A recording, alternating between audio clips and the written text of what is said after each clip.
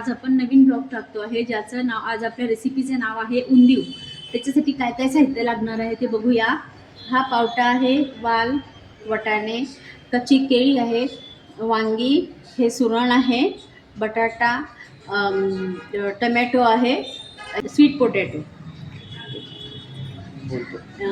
हे आहे निंबू, कढीपत्ता, कोथिंबीर, हळद, तिखट, मीठ, ही आहे मेथी आणि धना पावडर, जिरा पावडर आणि बेसन।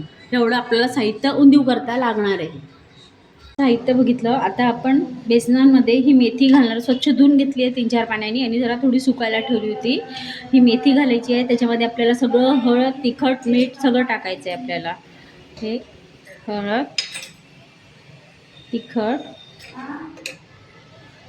मीठ टाकायचं आहे, ओवा घालायचा आहे आणि जरा थोडंसं याच्यामध्ये थोडंसं तेल, जास्ती नाही, थोडं तेल घालायचं आहे। याला आपल्याला कणकेप्रमाणे भिजवून घ्यायचं आहे। त्यानंतर आपल्याला हे आहे एक पेस्ट बनवायची आहे, टमॅटो, कोथिंबीर आणि हिरवी मिरची आणि जिरं घालून आपल्याला मिक्सरमधनं एकदम चांगलं बारीक पेस्ट आपल्याला आता करून घ्यायची आहे। मेथी आणि जे बेसन तुम्हाला दाखवलेलं त्यानंतर मग मी हे सगळे असे बॉल सगळे करून घेतलेले आहेत। त्यामध्ये मी खायचा सोडा टाकलेला नाही, फक्त मोहनसाठी थोडंसं तेल टाकलेलं, ते पण गार होतं।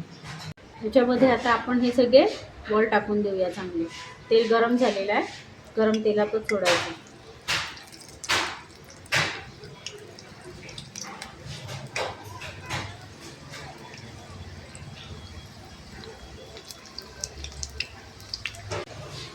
आता आपण याला पलटवून घेऊया आणि याला आहे ना एकदम बारीक गॅसवर तळायचं आहे। पण पहिले आपल्याला स्टार्टिंगला जरा मोठ्या गॅसवरच याला तळून घ्यायचं आणि नंतर मग बारीक गॅसवर तळायची, नाही तर काय होईल, वरून हे लाल दिसेल आणि आतून पूर्ण कच्चे राहील, असं नको व्हायला। आता मी काय करते, बारीक गॅस करते आणि बारीक गॅसवर याला मस्त चांगले लाल तळून घ्यायची, कच्चे नाही ठेवायची आपल्याला, म्हणून मग बारीक गॅसवर तळून घ्यायचे। बघितले तुम्ही सगळे, मी आत्ता फक्त गॅस मोठा केलेला आहे, नाहीतर बाकी सगळे हे मोठा गॅस, बारीक गॅसवर मी तळलेले आहेत, कारण आता आपल्याला हे काढायचे आहेत, म्हणून मी याला मोठा गॅस केला आहे। आता आपण गॅस बंद करतोय आणि आता हे सगळे काढून घेतोय, सगळे काढून घ्यायचे आहेत आपल्याला। मी आता हे स्वच्छ धुवून घेतलेलं आहे। आपण याच्यामध्ये आहे आपला हा बटाटा, ही केळी आहेत, कच्ची केळी आहेत ही, आणि आपलं हे स्वीट पोटॅटो आहे। याच्यामध्ये बटाटा, केळी आहे, ते स्वीट पोटॅटो आहे आणि हे आहे सुरण। याच्यामध्ये सुरण स्वच्छ, म्हणजे अशा चांगल्या मोठ्या मोठ्या पोळी करायच्या, स्वच्छ धुवून घेतलं मी। आता आपण याला तळणार आहोत।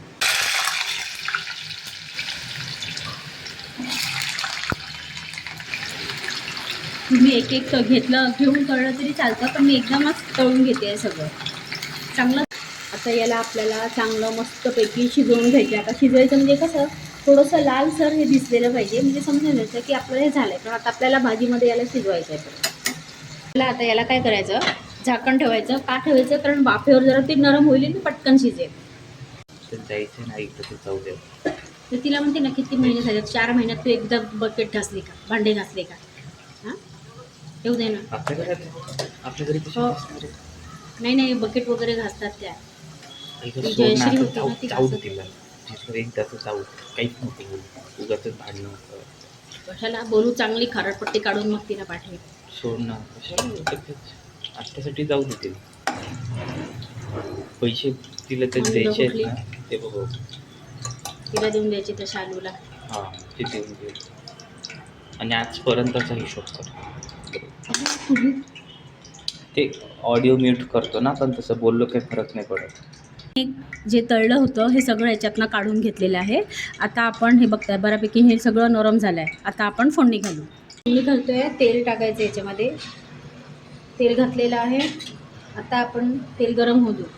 तेल गरम झालं आहे, मोहरी आणि जिरं दोन्ही घातलेलं आहे, होऊ द्यायचं।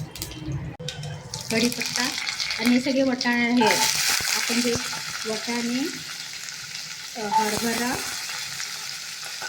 आणि हे पावट्याची डाळ हे सगळं टाकून द्यायचं। आता आपण याच्यात पूर्ण पावटा टाकून द्यायचा। नंतर टाकायचे आहेत आपल्याला ही वांगी टाकून द्यायची आहेत। आपण याच्यात घालतोय 1 चमचा मीठ घातला आहे आणि याला परतवायचं आपल्याला. आता आपण काय करायचं, याला आहे ना बारीक गॅसवर होऊ द्यायचं आहे. भाजी शिजू द्यायची आपल्याला चांगली. चेक करत राहायचं. गॅस आपला मीडियम आहे. परत आपण याला झाकण ठेवून द्यायचं. आता आपली आहे ना ही पूर्ण सगळी भाजी झालेली आहे. सगळं पूर्ण मस्त सगळं शिजलेलं आहे. आपलं हे टोमॅटो, कोथिंबीर आणि मिरचीची पेस्ट असते. आपण टाकते हळद, तिखट टाकायचं 2 चमचे. हे काश्मीरी लाल मिरची पावडर. मीठ थोडंच घालायचं, कमी झालं तर परत टाकते. 1 चमचा टाकू आपण. 1 चमचा गोडा मसाला टाकून देऊ. आता याला मस्तपैकी परतून घ्यायचं, पूर्ण परतून घ्यायचं. लिंबू पिळतोय. सगळ्या भाज्या याच्यात टाकून द्यायच्या. ह्या भाज्या टाकून द्यायच्या आणि मिक्स करायचं आपल्याला. छान मग सगळं मिक्स करून घ्यायचं. अर्धा चमचा साखर घालते, तुम्हाला नको असेल तर नका घालू. थोडं आपल्याला किंचित पाणी घालायचं आहे, नाही ते एकदम कोरडं होईल. थोडंसं घालायचं आणि परत वाफेवर आहे ना झाकण झाकून याला असंच ठेवून द्यायचं 1-5 मिनिट बारीक गॅस. झाकण काढतोय. त्याला जर आपण वाफेवर होऊ दिलं होतं.